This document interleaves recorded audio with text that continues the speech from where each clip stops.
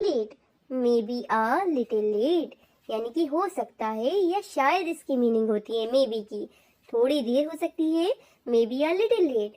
अगला है एग्जाम्पल, मैंने कहा शायद अगले महीने, किसी ने कुछ पूछा, मैंने कहा शायद अगले महीने ये बात हो, तो शायद अगले महीने के लिए मैं यूज करूंगी मे बी। शायद का मतलब may be next month, may be next month.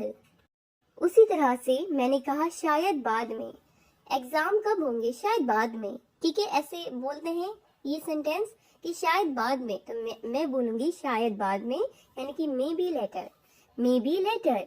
शायद अगली बार, शायद अगली बार, maybe next time, maybe next time, शायद अगली बार। तो मे बी का मतलब शायद भी हो सकता है और हो सकता है ये भी कह सकते हैं, ठीक है, शायद या हो सकता है, मे बी।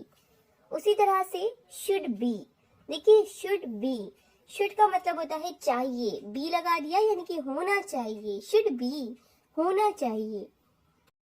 चले इसके कुछ एग्जाम्पल देखते हैं, जैसे कि मैंने कहा ठीक होना चाहिए, आप सबको पता है ठीक की मीनिंग होती है फाइन, और होना चाहिए यानी कि शुड बी फाइन, ठीक होना चाहिए, शुड बी फाइन, ओके।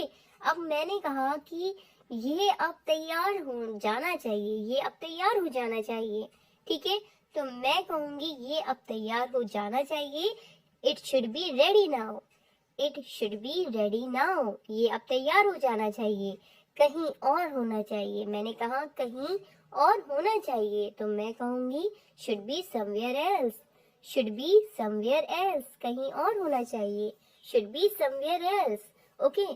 ठीक होना चाहिए, शुड बी फाइन, कहीं और होना चाहिए,